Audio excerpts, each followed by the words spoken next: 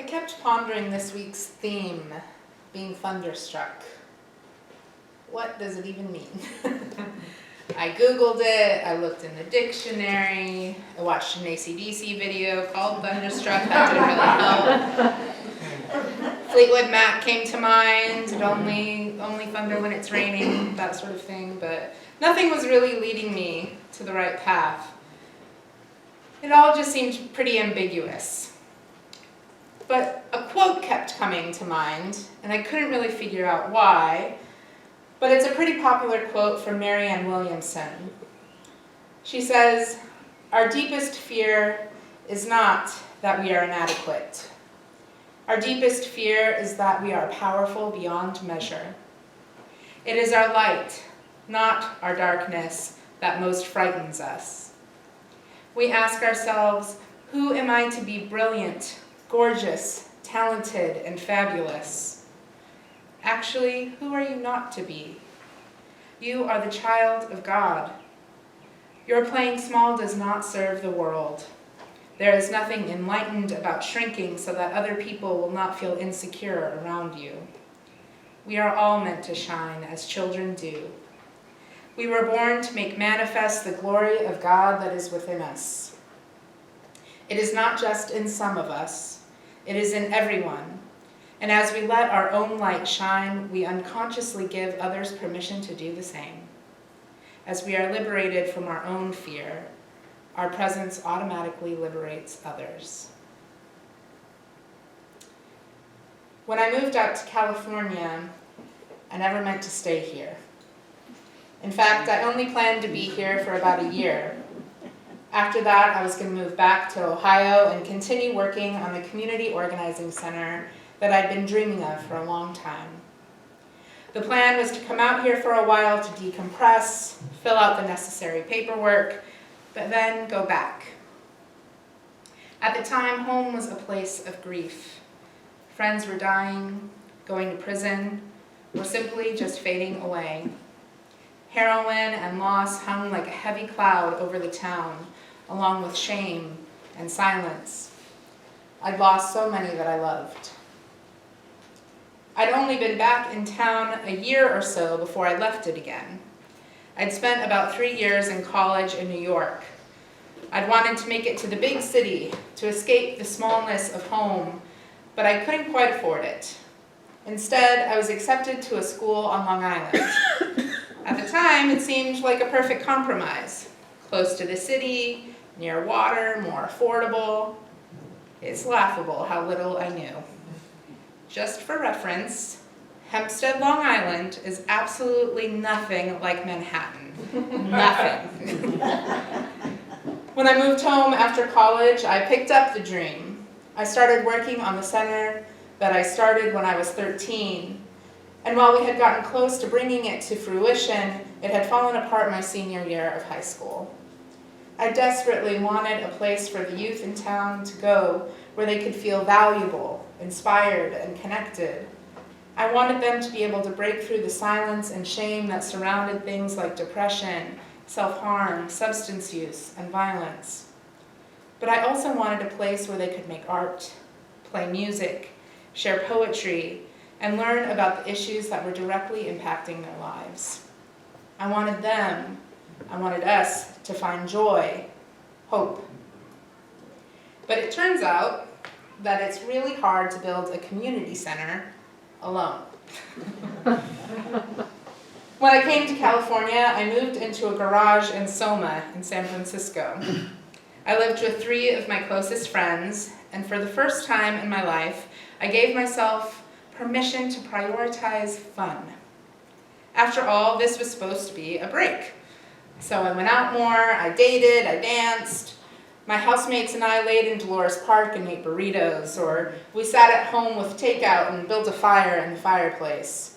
We had fun. And in the midst of it all, I worked, went to trainings about how to form your own nonprofit, and filled out government forms. But as the end of the year drew closer, I grew more and more anxious. Out of stubbornness and love for my community, I was committed to going back. For me, the San Francisco life felt like a sort of never-never land, a place where you never had to grow up, and I swore I wouldn't get sucked into it. But one night, when I was debating whether or not I should return, my friend Christina asked me a question that changed everything. "What's different?" she asked. "Has anything changed?" The answer cracked through me, clear, sharp, and quick. No, nothing had changed. I would be going back to the same struggles, the same sadness. Still, for the next month, I wrestled with my decision. Choosing to stay felt selfish, but going home felt impossible. I felt guilty for leaving people I loved while they were hurting. I felt guilty for having fun. I felt guilty that my days were no longer layered with grief.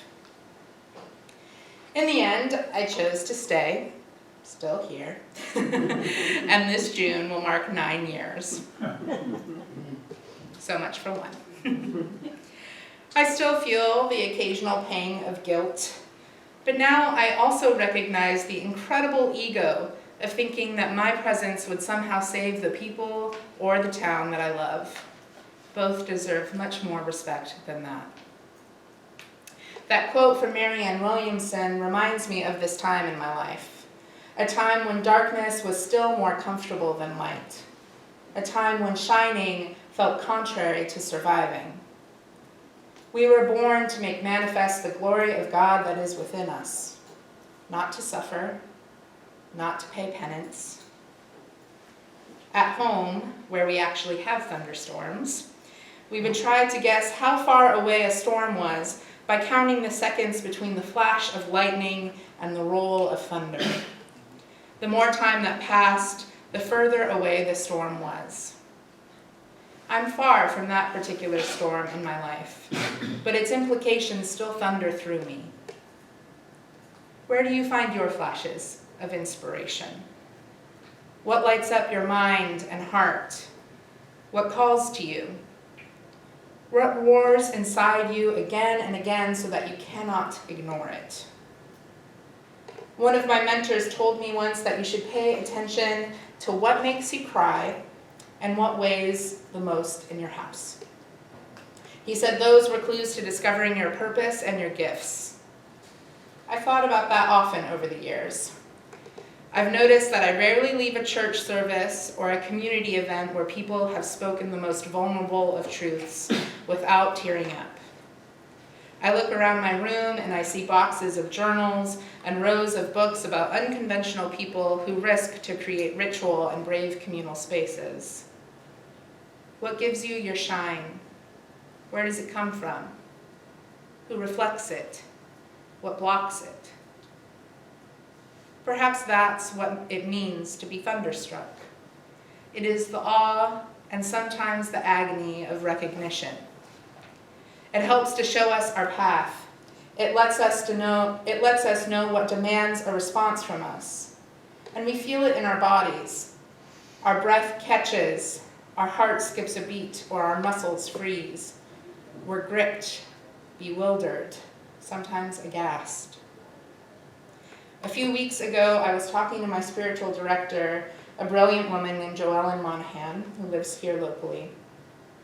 I was venting frustrations about seminary and the process of ordination. As a student and an intern, it's been my job to learn, listen, and discern my call.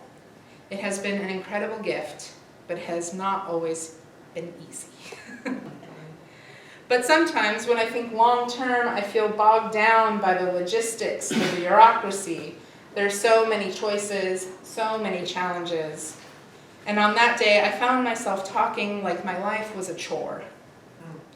But in her sly way, Joellen quietly pulled something out of me. She asked me what energized me. What do I love about churches? What do I want to learn in seminary? Why am I doing this?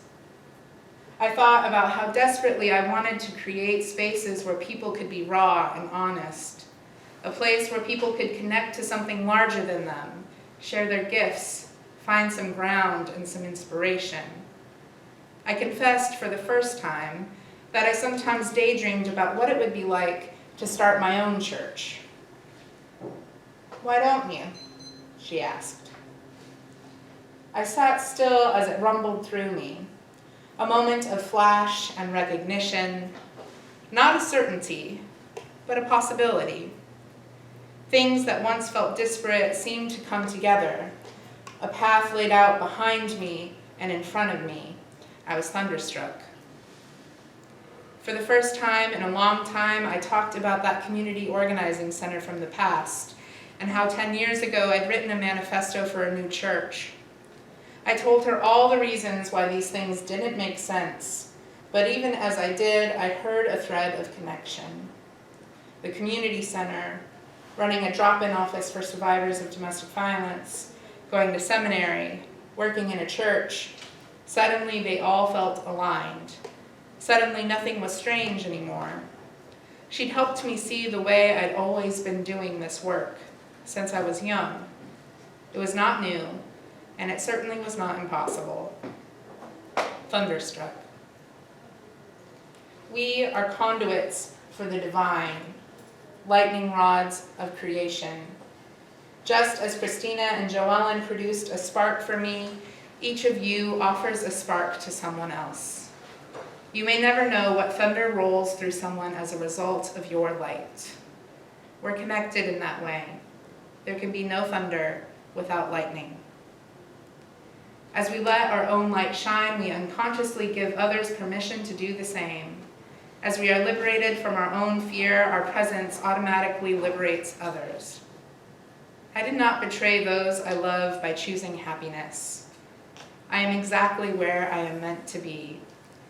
We all are exactly where we are meant to be. The path may be winding or dark or lonely at times. We may find ourselves confused, but we're right on time. We are never late for our own lives. And we betray no one by choosing our own light. As we continue through the dark wood this season, let us remember that we are each children of God and powerful beyond measure. We were meant to shine. Amen. Amen.